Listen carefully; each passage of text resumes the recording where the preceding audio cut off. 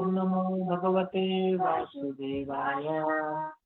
ओम अज्ञानतिमिरन्धस्य ज्ञानञ्जनशलाकाय चक्षुरुन्मिलितं येन तस्मै श्रीगुरुवे नमः। श्रीचैतन्यमनोभीष्टं स्थापितं येन भूतले स्वयं रूपकदा मह्यं ददाति स्वपदान्तिकम्।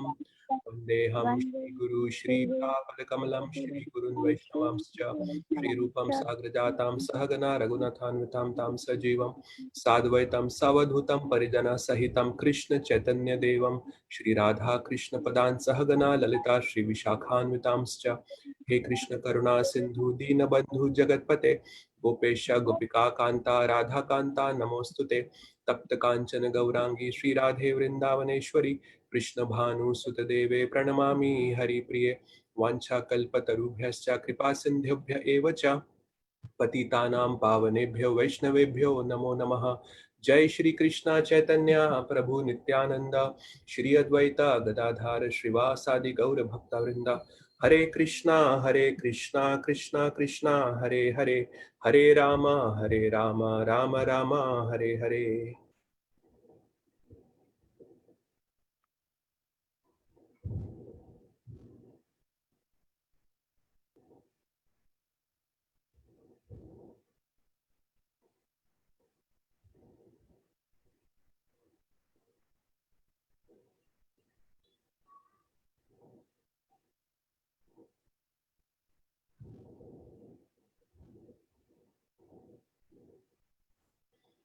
Okay, so we were discussing the 11th chapter, and I think we were on verse 54. So Pyari Prabhu had covered half of the purport of the 54th verse, and actually 11th chapter only has 55 verses, so we only have the last two verses remaining now. So before we actually discuss verses 54 and 55, let me quickly give a recap of where we were. So I'm not going to give a recap of the full chapter, but just the last section. So we all remember that in verse 45, Arjuna had made a request to Krishna. He says that Bhayena cha prayavatitam manome. He says that my mind is full of fear, and he says, please, I want to see. I don't want to see this form anymore. So he says, Prasida Devesha Jagannivasha. He says, please be merciful upon me, my Lord. Please withdraw this form and reveal a different form. So he had requested to see the four-armed form of the Lord, and then again the two-armed form of the Lord. So in the next two verses, actually in verses 47 and 48, Krishna kinds of teases Arjuna. He says, Arjuna, very happily I had shown this form to you because you had requested this form. Now why do you don't want to see this form? Just see this form. This form is it has such a glaring effulgence. It is so unlimited. It kinds of teases Arjuna. And again, he says that no, this form is actually very rare. He says that nobody can actually see this form in this world. The word adrashta purvani comes three times in this chapter. Twice it is spoken by Krishna and once by Arjuna. So Krishna says adrashta purvani. This form is never seen before. So he kinds of gives how rare this form is. He says this form cannot be seen by studying the Vedas, nor by performing sacrifices, nor by charity, nor by pious activities, nor by severe penances. He says this form actually is so rare. Why don't you want to see this form? So he uses a word Kuru Pravira. So Kuru Pravira is just like a special word. So Veera means oh hero. Pravira means oh special hero. So Kuru Pravira means in the Kuru dynasty, almost everybody is a hero. It's such a glorious dynasty. But he says, Arjuna, even within the Kuru dynasty, you are a special hero, Pravira. Why don't you want to see this form? So just look at this form.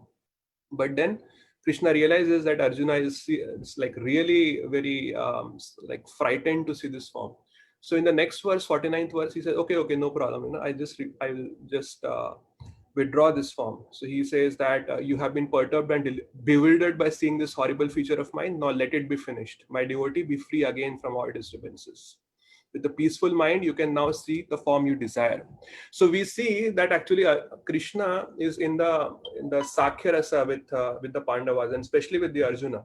So before also in the Bhagavad Gita, there is this verse in 2.10, when actually Arjuna had surrendered to Krishna. So it's very unusual for a friend to surrender to another friend.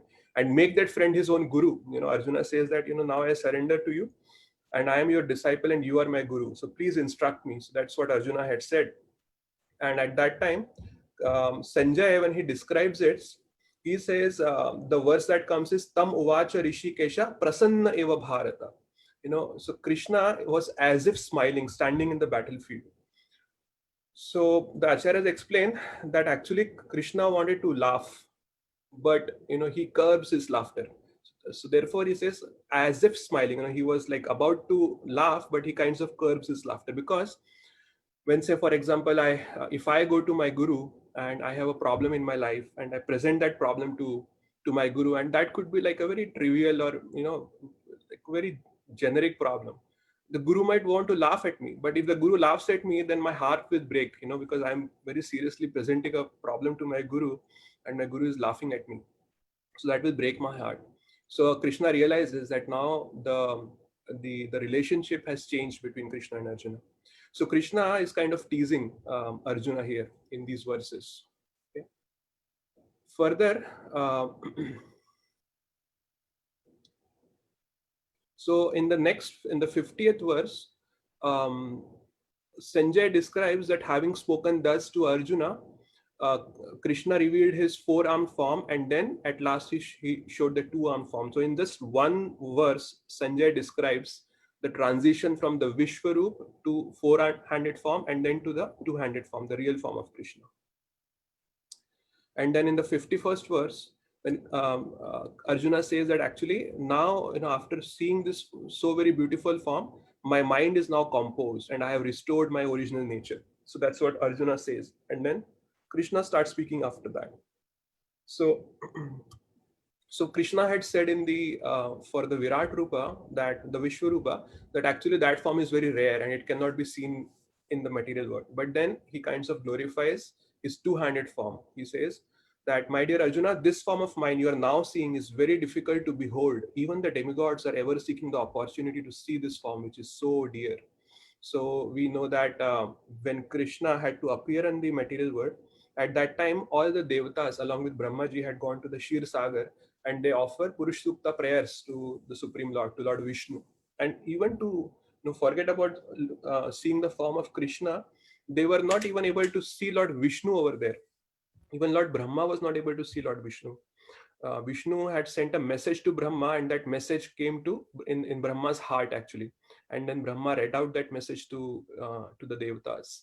So therefore, the form of the Lord to be seen in the material world is very, very difficult. Even the devatas cannot see that form. It's so rare. And we all know that Krishna is the Supreme Lord himself. He appears just once in a day of Brahma. So we are discussing the other day that in one day of Brahma, this cycle, the Chaturyuga cycle, the Mahayuga, as we call it, that happens 1,000 times. So in the 1,000 times in which the cycle repeats, only in one Mahayuga actually Krishna appears. So that happens in the 7th Manvantara, 28th Mahayuga. That is when Krishna actually descends. So it's so rare, such this, it's even for demigods to see. It's not very very easy for them to see Krishna's two-handed form. So, and then Krishna in the 53rd verse, so when he glorifies it, so he says in the 53rd verse, he says that what are the activities by which this form cannot be seen. He's still talking about the rarity of this form. In the 53rd verse, he says that this form cannot be seen by studying the Vedas, nor by undergoing serious penances, nor by charity, nor by worship. No, it is not by these means that one can see me as I am. And in the 54th verse, then Krishna says how to actually see this form, how this form can be seen. So we were discussing the 54th verse, and I'm going to share my screen so that we all can recite the verse.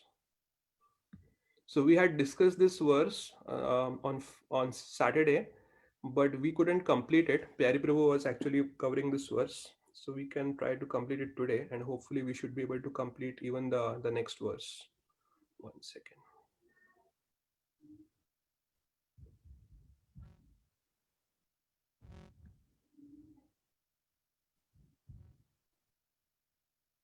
Okay, is my screen visible now? Yes, I can see it. Okay, good. So you all can repeat. You can repeat after me. Bhaktya tu ananya shakya. भक्त्या त्वाम् Ananya शक्या Aham evam vidho Arjuna. अहम् एवो विदो Arjun Gyatum drishtum cha tatvena. ज्ञातुं दृष्टुं च तत्त्वेन Pravashtum cha parantapa. प्रवष्टुं च परं तप Bhaktya tu ananya shakya. भक्त्या त्वा Ananya शक्या Aham evam vidho Arjuna. अहम् एवो विदो Arjun Gyatum drishtum cha tatvena.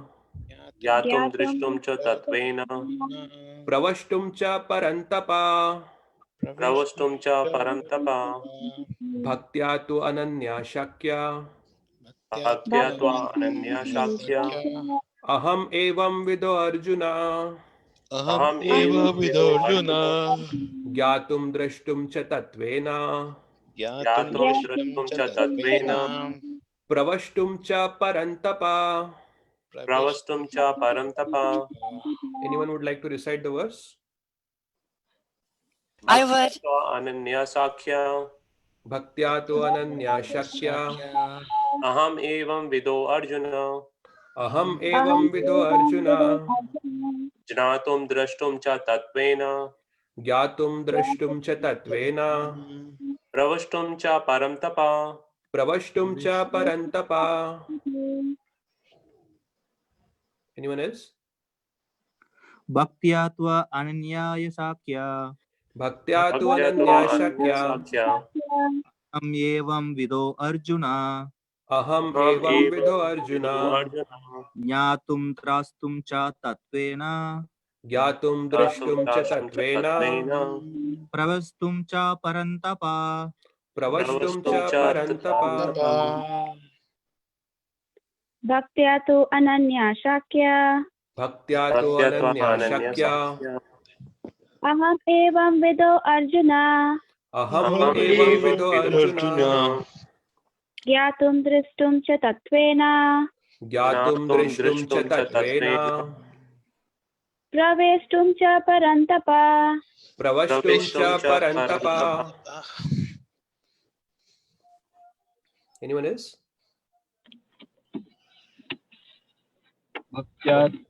भक्त्या तु Ananya शक्या Bhaktya tu ananya shakya. अहम् एवं विधो Arjun Aham evam vidho Arjuna. ज्ञातुं द्रष्टुं च तत्त्वेन Gyatum drashtum cha tatvena. प्रवेष्टुं च परन्तप Pravashtum cha parantapa. Okay, so let's recite. Sorry, I didn't No, mean go to. ahead, Mataji, go ahead, yeah. Bhaktya nanya sakya Bhaktya tu ananya shakya. aham evam vido Arjuna Aham evam vidho विदो Arjuna. Arjun janatam drastum cha tatvena Gyatum drashtum cha तत्त्वेन tatvena. praveshtum cha parantapa. Pravashtum cha parantapa. Synonyms: Bhaktya, Bhaktya. भक्त्या by devotional service. by By devotion devotion. To, to Tu. but. but But. Ananya, Ananya. without being mixed with fruitive activities or speculative knowledge. without Without being with activities or spiritual spiritual knowledge Shakya, sakya Shakya. possible. possible Possible. Aham, Aham. I. I Evam vidha, evam Evam vidha like this. like this this. Arjuna, Arjuna Arjuna. O Arjuna. O O Arjuna Arjuna. Gyatum, Kyatum Gyatum. to know. to To know know. Drishtum, Drishtum Drishtum. to see. to see To see. Cha, Cha Cha. and. And. Tatvena, Tatpena Tatvena. in fact. in fact Pravashtum, Pravashtum Praveshtum. to enter into. to enter into Cha, Cha Cha. also. also. Param Also. tapa. Param tapa. Para, O subduer of the enemy. O subduer of the Subduer of the enemy. Translation by His Divine Grace A.C. Bhaktivedanta Swami Srila Prabhupada. My dear Arjuna, only by undivided devotional service can I be understood as I am, standing before you, and can thus be seen directly. Only in this way can you enter into the mysteries of my understanding. So we had actually read the purport to until here, and I'm going to continue reading the purport from here. Okay, so the personal forms of Krishna, the two-handed form and the four-handed, are described as Sudurdarsham, very difficult to see. They are completely different from the temporary universal form shown to Arjuna. The four-handed form of Narayan and the two-handed form of Krishna are eternal and transcendental, whereas the universal form exhibited to Arjuna is temporary. The words Tvada Anyena Nadrishtum Purvam, verse 47, state that before Arjuna, no one had seen that universal form. Also, this suggests that amongst the devotees, there was no necessity of showing it. That form was exhibited by Krishna at the request of Arjuna so that in the future, when one represents himself as an incarnation of God, people can ask to see his universal form. So Prabhupada is making it very clear again. I think multiple times Prabhupada has been nailing down this point that the universal form is actually material, because what we see in the universal form is just like a vision of this universe. There are different planets, different citizens of the universe. There are devtas, there is Lord Brahmaji, there are Nagas, there are different kinds of people. So that whatever was shown to Arjuna was like a material form, like a vision of this material world. So it's not transcendental. And in contrast, the two-handed form of Krishna and the four-handed form of Narayan are actually transcendental forms. They are like really spiritual. So that is what Prabhupada is trying to say here. And actually, if you remember, Prabhupada had made a very striking point in one of the purports in the first 10 verses. I believe it was verse 8 or 9, where Prabhupada says that a devotee is not interested in the godless display of opulence. Because this form is nothing loving about this form. We can see Arjuna, who was such a intimate friend of Krishna, when he saw that form, he was completely frightened to see that form. He didn't like that form at all. So he requested Arjuna to please withdraw that form. So this is a form which is which the devotees wouldn't prefer to see at all. Further, Prabhupada says, the word na used repeatedly in the previous verse indicates that one should not be very much proud of such credentials as an academic education in Vedic literature. One must take to the devotional service of Krishna. Only then can one attempt to write commentaries on Bhagavad Gita. So actually, if you see this verse again, so in the previous verse, Prabhupada, Krishna had said, you cannot see this form by these activities. So he actually mentions all the different activities. Reading the Vedas is also amounts to jnana. By jnana yoga, you cannot see. By giving charity, you cannot see. By performing austerities, means who performs austerities? The yogis, the Ashtanga yogis perform austerities. So even by performing austerities, you cannot see that form. So he gives a list of things by which this form cannot be seen. And here in this verse, he's making it clear that only by Ananya Bhakti this form can be seen. So in this verse, actually, Krishna is very unequivocally and unambiguously, establishing bhakti as the highest in the different processes that are given for God realization. So bhakti is the best as per this verse, and that comes repeatedly actually in the 18th verse, in the 18th chapter also that will come. We'll see that when we go to 18th chapter. So further Prabhupada says, Krishna changes from the universal form to the four-handed form of Narayan and then to his own natural form of two hands. This indicates that the four-handed forms and the other forms mentioned in Vedic literature are all emanations of the original two-handed Krishna. He is the origin of all emanations. Krishna is distinct even from these forms. What to speak of the impersonal conception?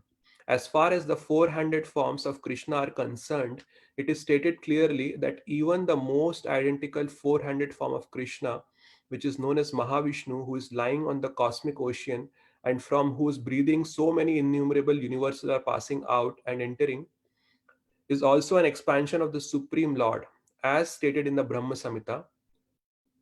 I'll just read the translation. The Mahavishnu, into whom all the innumerable universes enter and from whom they come forth again simply by his breathing process, is a plenary expansion of Krishna. Therefore, I worship Govinda, Krishna, the cause of all causes. Therefore, one should conclusively worship the personal form of Krishna as the supreme personality of Godhead, who has eternal bliss and knowledge. He is the source of all forms of Vishnu. He is the source of all forms of incarnation. And he is the original supreme personality as confirmed in the Bhagavad Gita. So here again, Prabhupada is referring to that, Krishna is the original form, and all other forms emanate from Krishna. So people usually think that actually from Vishnu, Krishna comes, but actually it's the other way around. If you read these scriptures, Bhagavatam, Bhagavad Gita, Brahma Samhita, and the Brahma Samhita, the first verse, when the invocation itself, the invocation is Ishvaraha Paramaha Krishna Satchidananda Vigraha Anadir Adar Govinda Sarva Karana Karanam. So Krishna is the original, Ishvara, he is the Param Ishwar. And even in Bhagavad Gita, multiple places Krishna says that, and most importantly in 7.7, he says, Mattaha partaram na anyat kinchid asti dhananjay. He says there is no truth superior to me. Kinchid asti means even slightly. So there is no truth even slightly higher than me, O Arjuna, he says that. In 10.8 he says, Aham sarvasya prabhava mattaha sarvam pravartate. I am the source of everything emanates from me. Even in 5.29 he says, Bhoktaram yagya tapasam sarvalok maheshwaram. I am the Lord of all the lokas. So repeatedly Krishna had been saying in the Bhagavad Gita that he is the highest, there is nothing higher than him. So, and that is what Prabhupada is also trying to tell us here. Further he says, in the Vedic literature, Gopal Tapani Upanishad 1.1, the following statement appears: Satchidananda Rupaya Krishna Yaklishta Karine Namo Vedanta Vedyaya Gurave Buddhi Sakshine. I offer my respectful obeisances unto Krishna, who has a transcendental form of bliss, eternity, and knowledge.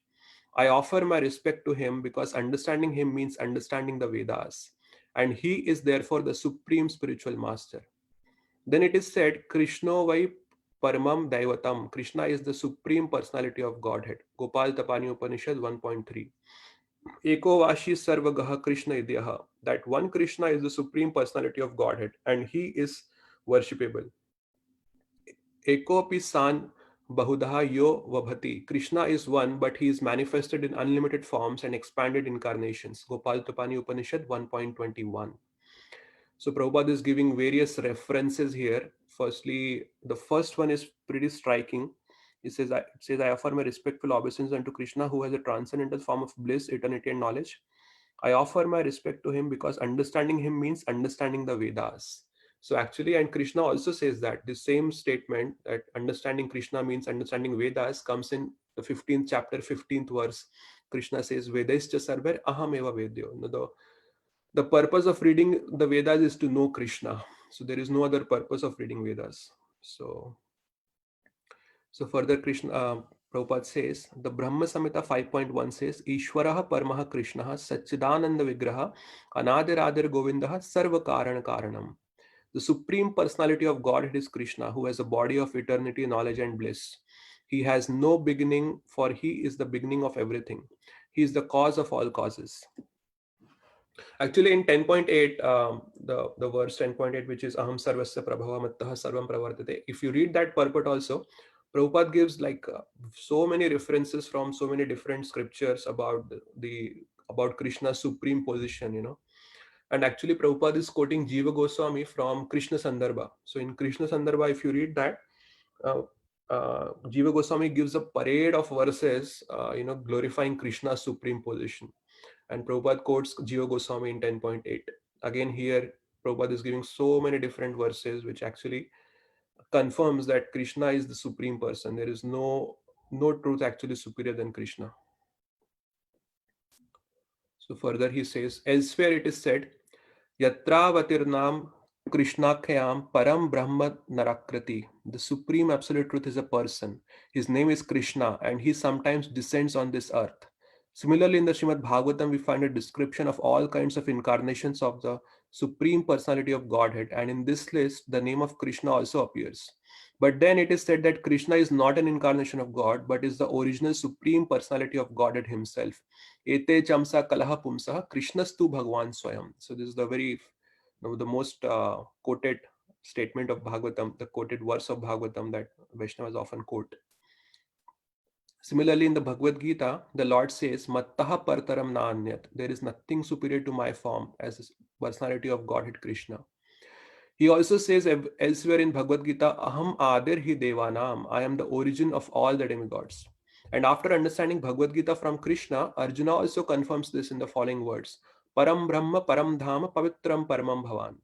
I now fully understand that you are the Supreme Personality of Godhead, the Absolute Truth, and that you are the refuge of everything. Therefore, the universal form which Krishna showed to Arjuna is not the original form of God. The original is the Krishna form, the universal form, with its thousands and thousands of heads and hands, is manifest just to draw the attention of those who have no love for God. It is not God's original form. The universal form is not attractive for pure devotees who are in love with the Lord in different transcendental relationships. The Supreme Godhead exchanges transcendental love in his original form of Krishna. Therefore, to Arjuna, who was so intimately related with Krishna in friendship, this form of the universal manifestation was not pleasing. Rather, it was fearful. Arjuna, who was a constant companion of Krishna's, must have had transcendental eyes. He was not an ordinary man. Therefore, he was not captivated by the universal form. This form may seem wonderful to persons who are involved in elevating themselves by fruitive activities, but to persons who are engaged in devotional service, the two-handed form of Krishna is the most dear. So again, Prabhupada, this same point is repeating here, that the transcendental form of Krishna, the two-handed form, is actually the most dear form to devotees. The devotees always want to worship Krishna in that form. And the universal form is something that is not very desirable for the devotees because there's nothing lovable about that form. So I'll read the translation one more time. My dear Arjuna, only by undivided devotional service can I be understood as I am, standing before you, and can thus be seen directly. Only in this way can you enter into the mysteries of my understanding. So, so here again, as I was mentioning, that in this verse, very unambiguously, Krishna is establishing bhakti as the most superior to any other forms of worship. Bhaktya tu ananya shakya. So this ananya bhakti is mentioned elsewhere in the Bhagavad Gita. It comes in 9.13, if I'm not wrong. It says, the verse goes by Mahatmanas tu mam partha devim prakritim ashritaha bhajante ananya manaso gyatva bhutadim avyam. So bhajate ananya manaso, they worship me with undeviated mind. So ananya means it is not mixed with any other kind of worship. It is not mixed with jnana or any kind of fruitive activities or speculative knowledge. It is just pure unalloyed devotional service, pure bhakti, as we say. So actually the word pure bhakti, pure bhakta, it can have two meanings. Pure bhakta can mean that he is a very elevated devotee, and the other meaning of pure bhakta is that he is not following any other process other than bhakti. So that is what pure bhakti means. So ananya bhakta are those bhaktas who are actually very undeviatedly, unflinchingly worshipping Krishna. So there Krishna says in that verse 9.13 that these kind of people who are worshipping Krishna with ananya manas, so they are mahatmas. And mahatma is not a ordinary word actually. If you see, it comes twice again in the Bhagavad Gita. The first time Krishna uses the word mahatma in Bhagavad Gita is 4.7, I believe, where he says Paritranaya, no, not that word. Actually, the word Mahatma and Sadhu are used interchangeably. So the word Sadhu comes in the word in the verse 4.7. Paritranaya sadhunam vinashaya cha dushkritam dharma sansthapanathaaya Sambhavami yuge yuge. And then the word Mahatma itself comes in the 7th chapter. I don't remember the exact number of the verse, but the verse is Bahunam Janmanam Ante Gyanvan Mam Prapadyate Vasudevah Sarvamiti Sumahatma Sadurlabha. Yeah. So such a devotee is such a Mahatma. Mahatma means great soul, is very rare, who understands Krishna to be everything.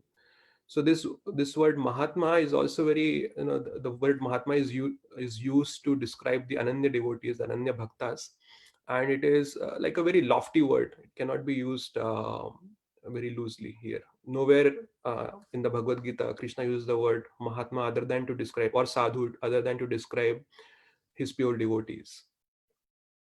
So further he says that only in this way you can enter into the mysteries of my understanding. So Krishna has been repeatedly saying that it is very difficult to understand Krishna. And the 10th chapter starts with that, nobody can know Krishna, nor neither the demigods nor the great sages can understand Krishna. So he has been saying that, it's very difficult to understand Krishna.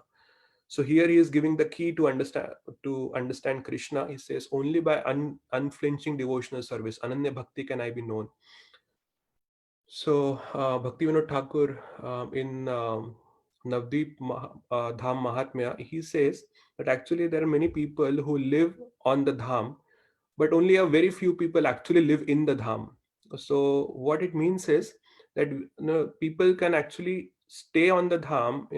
They may be located on that geographical location where the Dham is, but very few will actually realize the spiritual significance of the Dham, and they would be conscious of the spiritual reality that is pervading that dham. So this verse is actually something similar. Only people who understand Krishna truly, the word tatvena comes again here. Tattvataha had come in 4.9, verse 4.9. Krishna had said Janma karma chame divyam evam yaveti tattvataha. One who understands the nature of my appearance and my activities, tattvataha, who understands the philosophical truth about my activities, that person will not come back to this material world after leaving this body. So this word tattvataha comes repeatedly in the 10th chapter. Also Krishna had used word tattvataha. Only a person who understands Krishna tattvataha can actually be redeemed. So so with that, I'll just take a pause and see if there are any questions or comments about what we have discussed so far.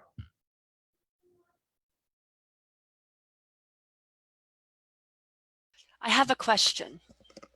Yes, Mataji. So you were describing that Krishna only relates his devotees to be sadhus. He only uses the word sadhu for his devotees.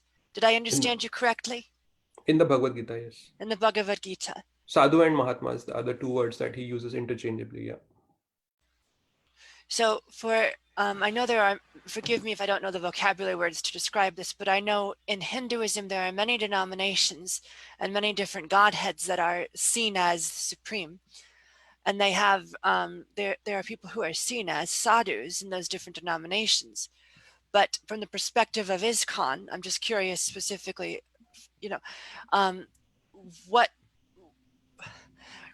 is this a description of Krishna only describing certain devotees? I don't know how to describe this politely, so please forgive me.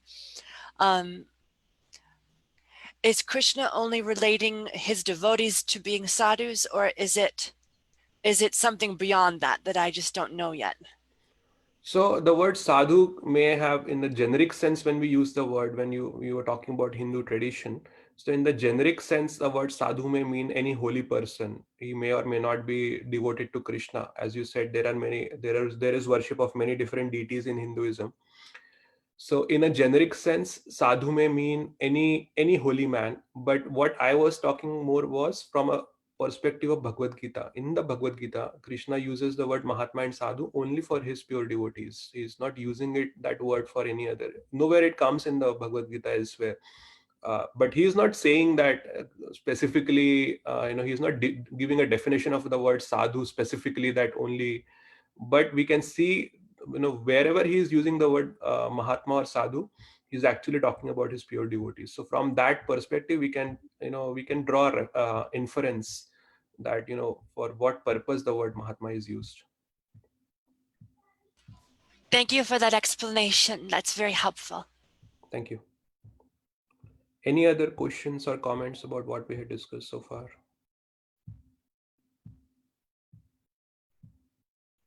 Okay, so let's move on to the next verse. So the connection between this verse and the next verse is, so here Krishna says that, only by unalloyed pure devotional service, Ananya Bhakti, can I be known.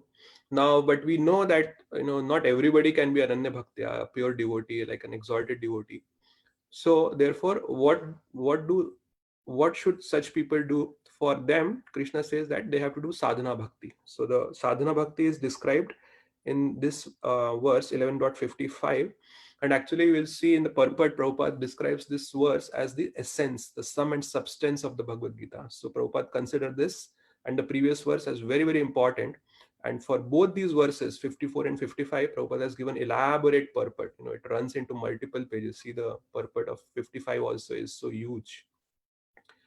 So Prabhupada gives elaborate purport even for this verse. So that let's read this verse. You can repeat after me. Prabhuji, I have a comment. Krishna gave definition of sadhu in Bhagavatam. Okay. So you can give it to Mataji so that she knows. You want to say you want to read that out, Prabhuji? In the Bhagavatam, Canto 3, Chapter 25, I just sent in the text window so everyone can see. Canto 3, Chapter 25, verse 20.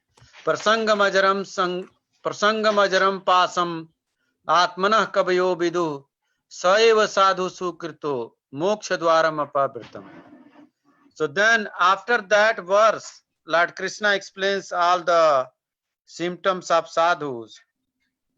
Which verse is that again, Prabhuji? Third canto, 25th chapter? Chapter 25, verse number 20. Okay. And then in 21, he explains what is the symptom of sadhu is. So let me share that one too. This is extremely helpful. Thank you. Yes, Mataji. Yeah, and if you read verse 21, Prabhuji, that will be, it's descriptive what sadhu is, Mataji. It's not arbitrary. Anyone can say sadhu, but the real meaning of sadhu is this verse.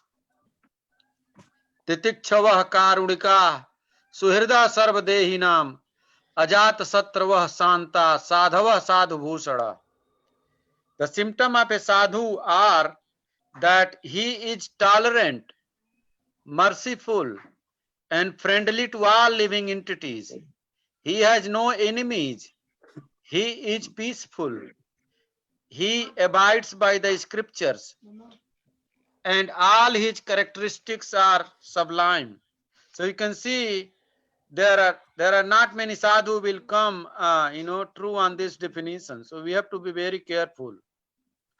So in ISKCON, people, we teach what is in Shastra, what is on the true on 3 criteria, what real sadhus are practicing, what our Shastras saying, and what Lord Krishna said. So everything should come in one line, then we only accept. It's not that everyone who is wearing saffron is a sadhu. There might be some people who are justifying their motive by wearing the saffron cloth. So we have to be very careful. And most of them are true. I'm not blaming them, but at the same time we have to be careful, and we have to see what Lord Krishna said.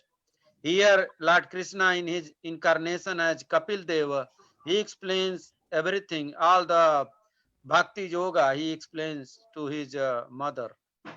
So you can go and read this chapter. It's available online. Thank you, Prabhuji. Hare Thank you, Krishna. Prabhu. Thank you for May that I ask reference and you- for that. Oh, forgive me. I keep Yes, interrupting. Mataji. Sorry. When it says that the sadhu has no enemies, and then I think there are a lot of volatile people in the world that like to find enemies in religious people who are harmless and very sweet. And I think about, you know, all of the demoniac people, all of the demoniac personalities that picked a fight with Krishna and lost. I would imagine that Krishna would be considered a sadhu regardless of having enemies and demoniac people.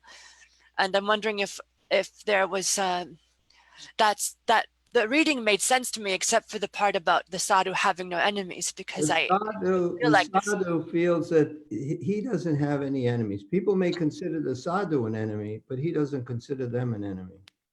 that makes much more sense. Thank you.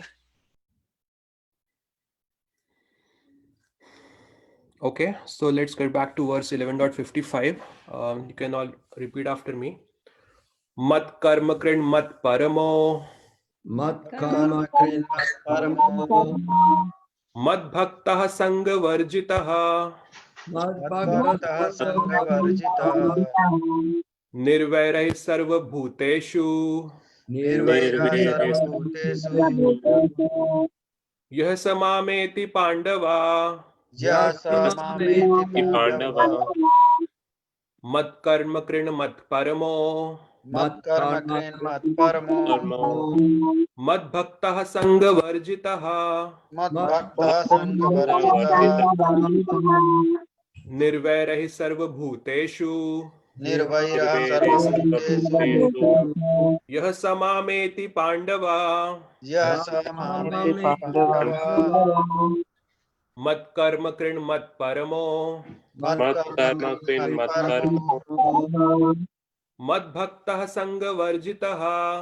Mat Bhaktah Sanghavarjitah, निर्वैरः सर्वभूतेषु Nirvairah Sarvabhutesu, यह समामेति पांडवा. Yah Samameti Pandava. Okay, anyone would like to recite the verse? mat karma krin mat paramo, Mat Karma Krin Mat Paramo, mad bhakta sangha varjitaha, Mat मद्भक्तः Bhaktah संगवर्जितः nirvara sarva bhuteshu, Nirvairah सर्वभूतेषु amam eti pandava. यः समामेति पांडवा. Okay, I'll just read the synonyms now. I'm sorry, go ahead, Mata. You want to recite? Thank you. That would be nice. Mat karma karmat paramo. मत कर्म कृण मत परमो Mad bhakta sangha varjit. Excuse me. Mad bhakta sangha varjita. मद भक्तः संगवर्जितः Nirvara sarva bhutesu. निर्वैरः सर्वभूतेषु Yasamamiti pandava. यः समामेति पांडवा. Okay, synonyms. मत कर्म कृण, Mat karma krin. engaged in doing my work. Engaged in doing my work. मत परमः, Mat Mat Parama, karma. considering me the supreme. Considering me the supreme. मद भक्तः, Mat Bhakta, Bhakta. engaged in my devotional service. Engaged in my devotional service. संगवर्जितः, Sangha, Sangha. freed from the contamination of fruitive activities and mental speculation. freed from Freed from the contamination of creative activities and mental speculation. निर्वैरः, Nirvaira, Nirvaira. without an enemy. without an Without enemy. an enemy. सर्वभूतेषु, Sarva Bhute, Sarva Bhuteshu. among all living entities. among all Among living all entities. living entities. यह, Yeah, Yah. one who, one who, सह, Saha. he, he, mam, ma, Ma. unto me, unto me, Unto me. eti, eti, comes, comes, Comes. Pandava, Pandava, Pandava. O son of Pandu. O son of O Pandu. Translation: My dear Arjuna, he who engages in my pure devotional service, free from the contaminations of fruitive activities and mental speculation, he who works for me, who makes me the supreme goal of his life, and who is friendly to every living being, he certainly comes to me. Purport: Anyone who wants to approach the supreme of all the personalities of Godhead on the Krishna Loka planet in the spiritual sky and be intimately connected with the supreme personality, Krishna, must take this formula as stated by the Supreme himself. Therefore, this verse is considered to be the essence of Bhagavad Gita. The Bhagavad Gita is a book directed to the conditioned souls who are engaged in the material world with the purpose of lording it over nature and who do not know of the real spiritual life. The Bhagavad Gita is meant to show how one can understand his spiritual existence and his eternal relationship with the supreme spiritual personality, and to teach one how to go back home, back to Godhead. Now, here is the verse which clearly explains the process by which one can attain success in his spiritual activity, devotional service. So, here Prabhupada very clearly says that this verse is the essence of Bhagavad Gita. So, we may wonder actually, different acharyas are calling different verses as the essence. 9.34 is another verse that is Chakravarti Pad says that is the essence of Bhagavad Gita. Then 10.8 to 10.11 is are the verses that Ramanujacharya call as essence of Bhagavad Gita. Then in the 15th chapter, there is the Three Shloki Bhagavad Gita, which Vishwanath Chakravarti Thakur calls as the essence of Bhagavad Gita. But if we actually look at all these verses, the common theme is that all these verses are talking about pure devotional service to the Lord. So in that sense, these verses are basically talking about the same theme. And here, actually, the reason Prabhupada is saying this verse as the essence of Gita is because it gives like a formula, how to go about in the devotional life. So we'll come to the translation again later, but let me first read this purport again. As far as work is concerned, one should transfer his energy entirely to Krishna conscious activities. As stated in the Bhakti Rasamrit Sindhu, I'll just read the translation. No work should be done by any man except in relationship to Krishna. This is called Krishna Karma. One may be engaged in various activities, but one should not be attached to the result of his work. The result should be done only for him. For example, one may be engaged in business not to transform that activity into Krishna consciousness. One has to do business for Krishna. If Krishna is the proprietor of the business, then Krishna should enjoy the profit of the business. If a businessman is in possession of thousands and thousands of dollars, and if he has to offer all this to Krishna, he can do it. This is work for Krishna. Instead of constructing a big building for his sense gratification, he can construct a nice temple for Krishna. And he can install the deity of Krishna and arrange for the deity's service, as is outlined in the authorized books of devotional service. This is all Krishna Karma. One should not be attached to the result of his work, but the result should be offered to Krishna, and one should accept as prasadam the remnants of offerings to Krishna. If one constructs a very big building for Krishna and installs the deity of Krishna, one is not prohibited from living there, but it is understood that the proprietor of the building is Krishna. That is called Krishna consciousness. If, however, one is not able to construct a temple for Krishna, one can engage himself in cleansing the temple of Krishna. That is also Krishna Karma. One can cultivate a garden. Anyone who has land in India, at least any poor man has a certain amount of land, can utilize that for Krishna by growing flowers to offer him. One can sow tulsi plants because tulsi leaves are very important, and Krishna has recommended this in Bhagavad Gita. Patram pushpam phalam toyam. Krishna desires that one offer him either a leaf or a flower or fruit or a little water, and by such an offering he is satisfied. This leaf especially refers to the tulsi. So one can sow tulsi and pour water on the plant. Thus, even the poorest man can engage in the service of Krishna. These are some of the examples of how one can engage in working for Krishna. So Prabhupada very, very beautifully describes that how even a poor man can engage himself in Krishna consciousness in working for Krishna. So Mat Karma Kre, Krishna had said, work for me.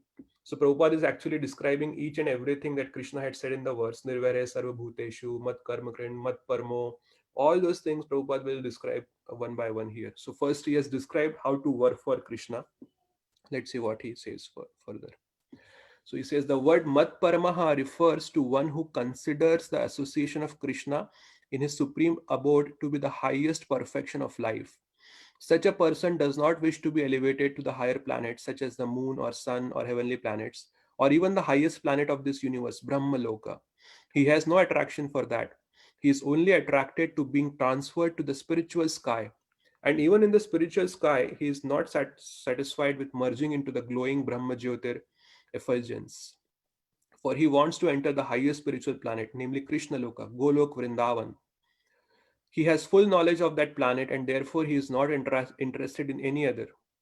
As indicated by the word Mad Bhaktaha, he fully engages in devotional service, specifically in the 9 processes of devotional engagement: hearing, chanting, remembering, worshipping, serving the lotus feet of the Lord, offering prayers, carrying out the orders of the Lord, making friends with him, and surrendering everything to him. One can engage in all 9 devotional processes, or 8 or 7, or at least in one, and that will surely make one perfect. So here first Prabhupada describes about Mat Paramaha. Basically what he means is that we have to make Krishna the goal of our life. When we make Krishna the goal of our life, that is basically the idea with Mat Paramo. And then Mad Bhaktaha means so there are 9 devotional activities that is talked about in Srimad Bhagavatam. Prahlad Maharaj actually talks about it in the 6th canto of Bhagavatam. So Prabhupada is actually referring to that. So hearing, chanting, worshipping the lotus feet of the Lord, all these are considered as the nine limbs of devotional service. So Prabhupada is saying that we can do all 9, or any of these 9, or at least one of these. So that will be considered as bhakti. Further, he says the term Sangha Varjitaha is very significant. One should disassociate himself from persons who are against Krishna. Not only are the atheistic persons against Krishna, but so also are those who are attracted to fruitive activities and mental speculation. Therefore, the pure form of devotional service is described in Bhakti Rasamrit Sindhu as follows: Anyabhilashita Shunyam Jnana Karmadi Anavritam Anukulyena Krishnanu Shilanam Bhaktir Uttama. In this verse, Srila Rupa Goswami clearly states that if anyone wants to execute unalloyed devotional service, he must be freed from all kinds of material contamination. He must be freed from the association of persons who are addicted to fruitive activities and mental speculation. When freed from such unwanted association and from the contamination of material desires, one favorably cultivates knowledge of Krishna. That is called pure devotional service. Anukulasya sankalpaha pratikulasya varjanam. Hari Bhakti Vilas 11.676. One should think of Krishna and act for Krishna favorably, not unfavorably. Kamsa was an enemy of Krishna's. From the very beginning of Krishna's birth, Kamsa planned in so many ways to kill him. And because he was always unsuccessful, he was always thinking of Krishna. Thus, while working, while eating, and while sleeping, he was always Krishna conscious in every respect. But that Krishna consciousness was not favorable. And therefore, in spite of his always thinking of Krishna 24 hours a day, he was considered a demon. And Krishna at last killed him. Of course, anyone who is killed by Krishna attains salvation immediately. But that is not the aim of the pure devotees. The pure devotee does not even want salvation. He does not want to be transferred even to the highest planet, Golok Vrindavan. His only objective is to serve Krishna wherever he may be. So Prabhupada explains the meaning of the word Sangha Varjitaha. Basically, it means avoiding worldly association, because what happens with worldly association is it contaminates us with material desires. Further, he says that we have to worship Krishna favorably, not unfavorably. Even Kamsa was kind of worshipping Krishna, but it was unfavorable worship. He was constantly thinking about Krishna in his mind, but that was in an unfavorable way, and ultimately Krishna killed him. But the devotees, they don't want to think of Krishna as unfavorably. They want to always think about him favorably. And further, Prabhupada says a very important point, that a devotee even do not want liberation. He does not want to go back to the Golok Vrindavan. All he wants is to please Krishna in whatever way possible. So that is Anyabhilashita Shunyam. devotee has no desire, no material desires, and not even a desire to go back to the Golok Vrindavan planet. The only desire of a devotee is to somehow please Krishna and always serve Krishna. A devotee of Krishna is friendly to everyone. Therefore, it is said here that he has no enemy. Nirvairehe. How is this? A devotee situated in Krishna consciousness knows that only devotional service to Krishna can relieve a person from all the problems of life. He has personal experience of this, and therefore he wants to introduce this system, Krishna consciousness, into human society. There are many examples in history of devotees of the Lord who risked their lives for the spreading of God consciousness. The favorite example is Lord Jesus Christ. He was crucified by the non-devotees, but he sacrificed his life for spreading God consciousness. Of course, it would be superficial to understand that he was killed.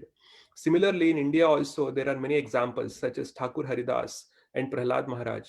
Why such risk? Because they wanted to spread Krishna consciousness, and it is difficult. A Krishna conscious person knows that if a man is suffering, it is due to his forgetfulness of his eternal relationship with Krishna. Therefore, the highest benefit one can render to human society is relieving one's neighbor from all material problems. In such a way, a pure devotee is engaged in the service of the Lord. Now we can imagine how merciful Krishna is to those engaged in his service, risking everything for him. Therefore, it is certain that such persons must reach the supreme planet after leaving the body. So here Prabhupada explains the meaning of Nirvairehe Sarvabhuteshu. Such a person is friendly to all living entities. So when we are friends with someone, we want to give, we want to do something good for that person. So Prabhupada explains that the best thing that you could do for a person is that make him Krishna conscious, because once a person has become Krishna conscious, he will have no problems in his life, because the root of the problems is material existence. And once a person becomes Krishna conscious, he will actually be freed from this material existence. And then he gives the examples. So he says the favorite example is Lord Jesus Christ. So actually, Jesus Christ actually sacrificed his life for the purpose of propagating God consciousness. And Prabhupada actually very, very aptly describes Jesus Christ as one of the examples. So this actually, when we go out for book distribution, many times we run into Christians, and sometimes there is an argument that happens. So we always use this. We always say that even our founder Acharya glorifies Lord Jesus Christ. So we open Bhagavad Gita and we show it to them. Let's see how Prabhupada is so nicely glorifying Krishna here, Jesus Christ here, and then they become happy, and many times they also buy Bhagavad Gita. So you can also try that if you want to give Bhagavad Gita to Christians. And then Prabhupada also talks about Thakur Haridas. We know that Haridas Thakur was beaten in 21 marketplaces. Similarly, Prahlad Maharaj, his father tried to kill him in so many ways, but ultimately Lord Narsimdev protected him.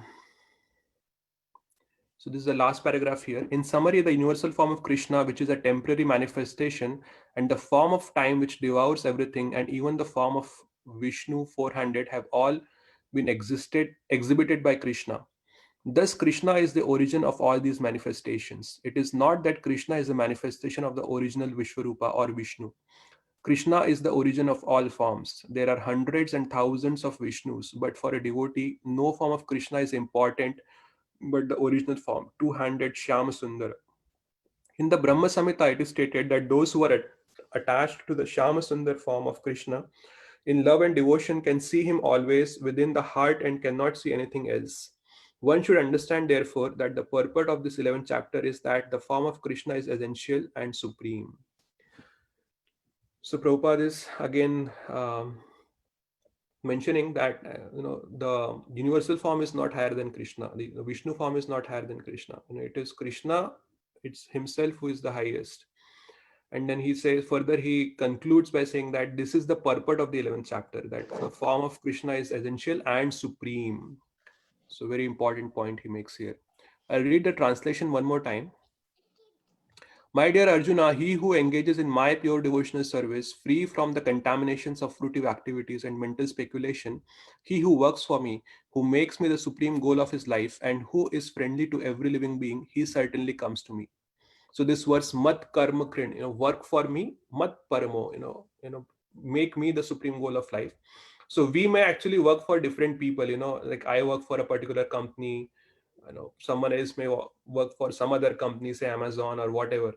But my goal is not that company, my goal is something else. So what Krishna is saying, that you work for me and make me your goal, and then mad bhaktaha, become my devotee, sangha varjita, avoid worldly association because it will contaminate us with material desires. Nirvairai sarva bhuteshu, be friendly to all living entities, don't be inimical. Yaha samameti pandam, and when you act like this, you will certainly return to me. So it is significant here that he says nirvairai sarva bhuteshu.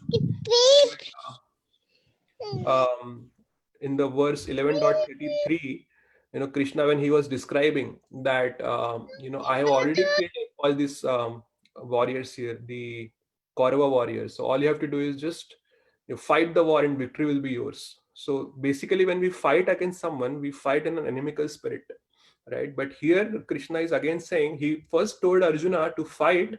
Now he is saying that don't be inimical. So what does it mean? Actually,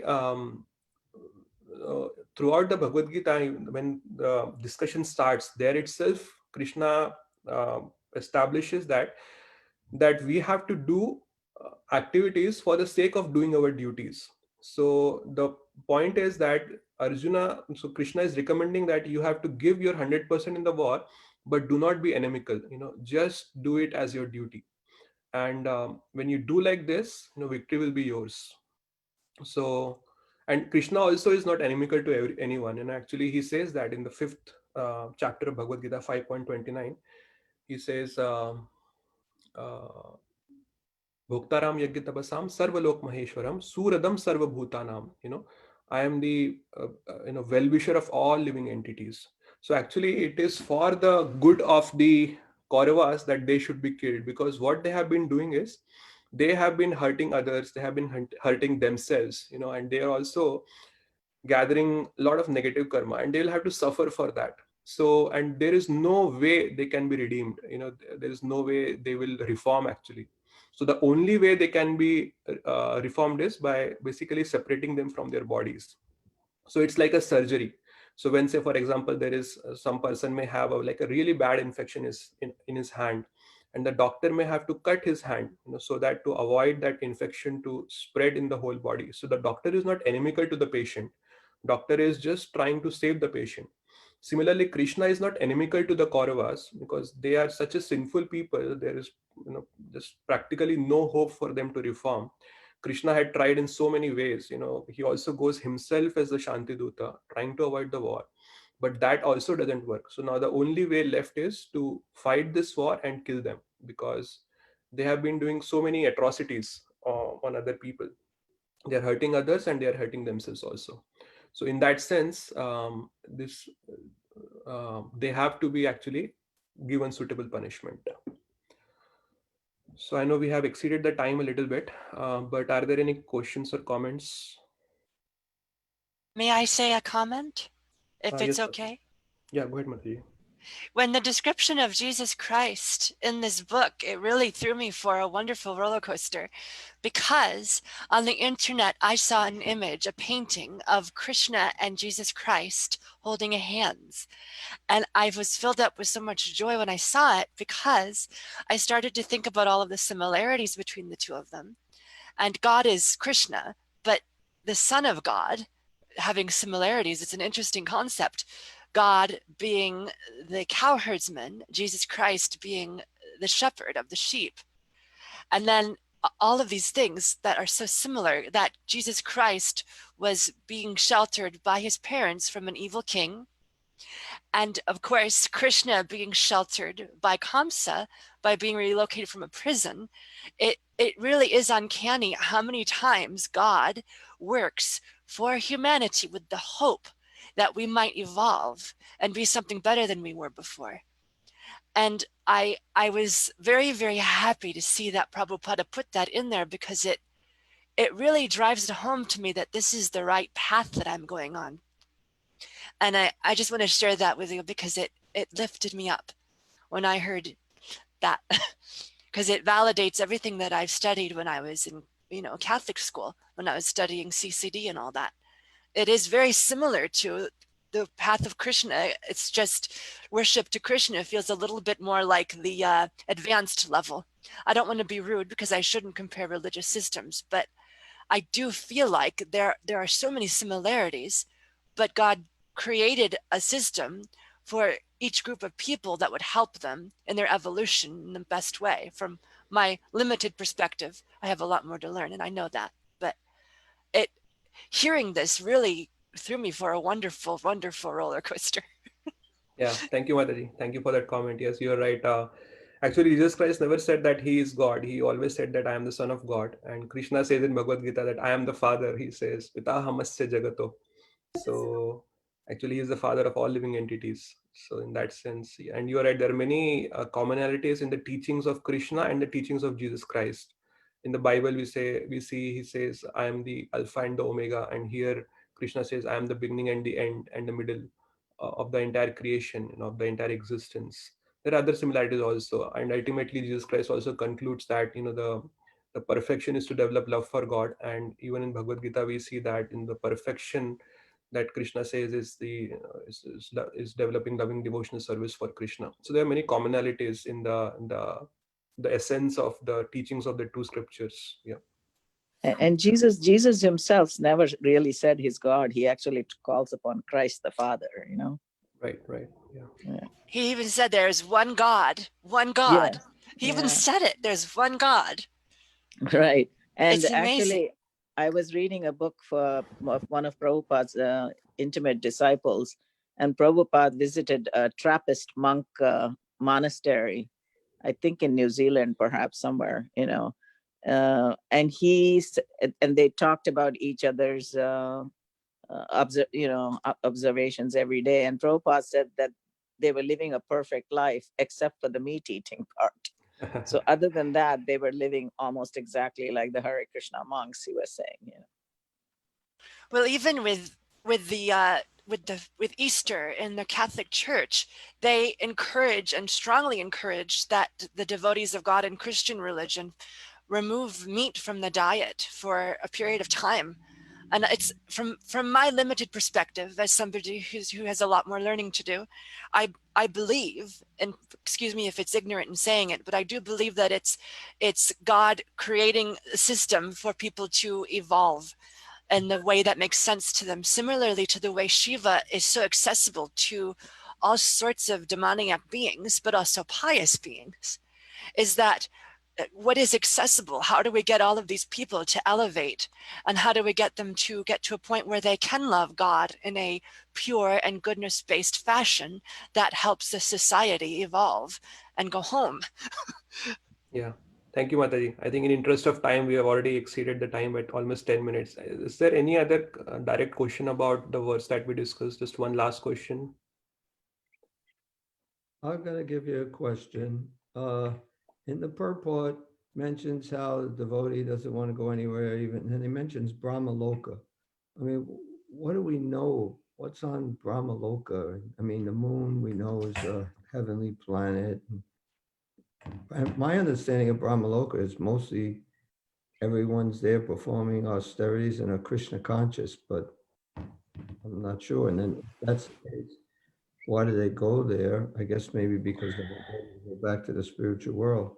So maybe you can just say if you know anything about it. Two things I know, Prabhuji. One is there's one reference that comes in Bhagavatam itself.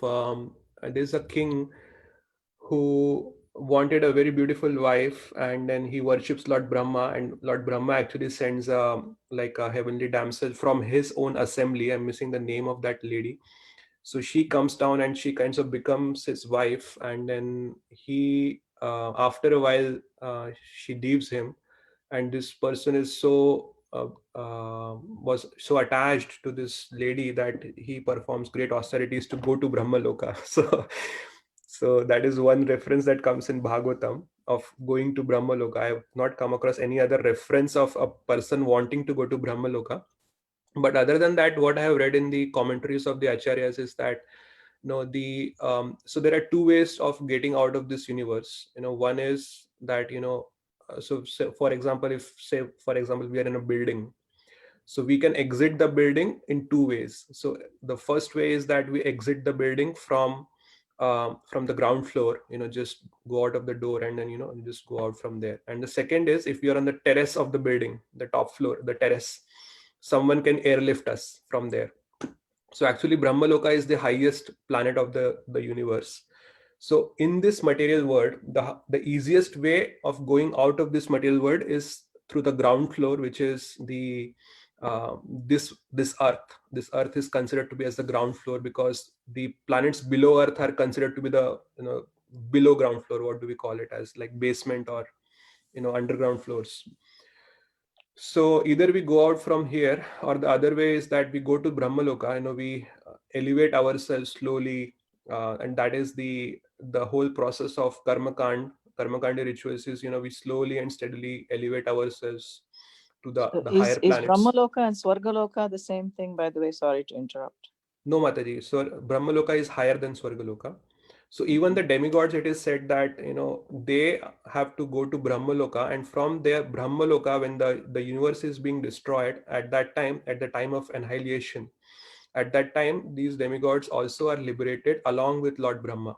So Lord Brahma and all the citizens of Brahmaloka, they are also taken out of the universe.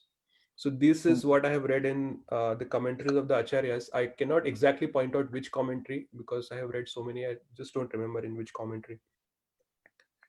So this is one way to go out of the universe, slowly and steadily elevate our consciousness, rise to the higher planets, go to the Brahmaloka.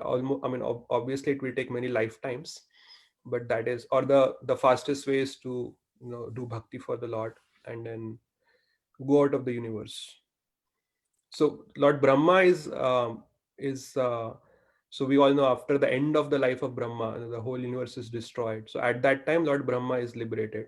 So along with Lord Brahma, all the other demigods or all the people who have reached the Brahmaloka, they can be liberated also from there.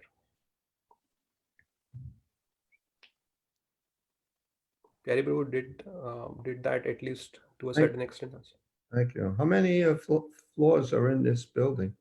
14. There are 14 planetary systems. The topmost is Brahmaloka, and then the lowest is the Patal. So what are the lokas in between Brahmaloka and Earth? I mean, you said the Swargalokas are there somewhere in between? Yeah, right? so the Earth is number 7, I believe, in the hierarchy. I have written an answer. I have the list of all the lokas. I can send it out, Mataji. But there is a Tapaloka, Janaloka. All those lokas are in between. Swargaloka. Yeah, where's Indra, by the way, in that? Indra is in the Swargaloka. Okay. So Swarga is number 3 from top, I believe. 3 or number 4 from the top. Okay. So Brahmaloka is highest. After that, there is Tapaloka and Janaloka, I believe. And then comes the Swaraloka. Swaraloka is Swargaloka. And then Bhurlok, Bhuvarlok, like all those lokas come. And each one has a demigod? There are controlling deities for each loka. We cannot directly say they are demigods, but yeah, they are higher than human beings, obviously. Okay, thank you. Okay, all right. So I think we have exceeded the time by almost 15 minutes. I just want to make one quick announcement. So this week, starting this week from Sunday, we are going to have quiz.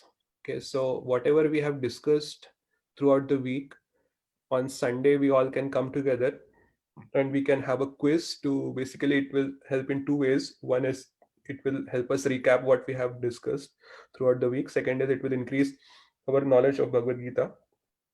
So this Sunday, we will have a quiz on the entire 11th chapter. And then because we have completed the 11th chapter now, and going forward, whatever we discuss during that week, we will have a quiz on that. So within the quiz, we can have questions from direct verses of the Gita. We can have questions from the purports that Prabhupada has written, or we can also have quiz on whatever the speaker has spoken during the classes.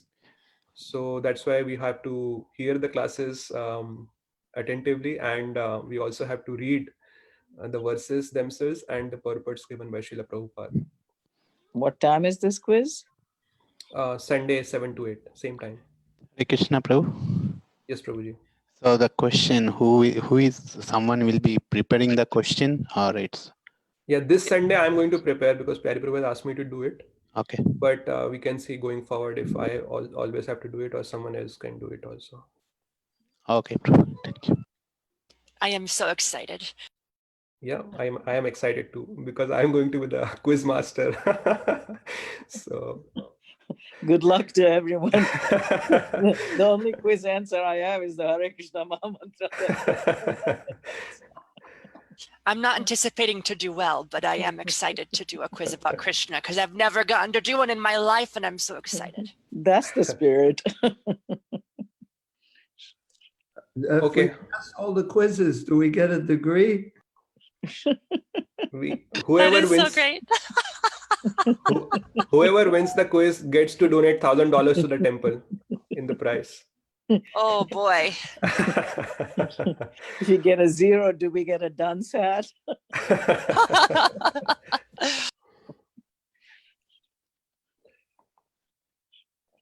All right.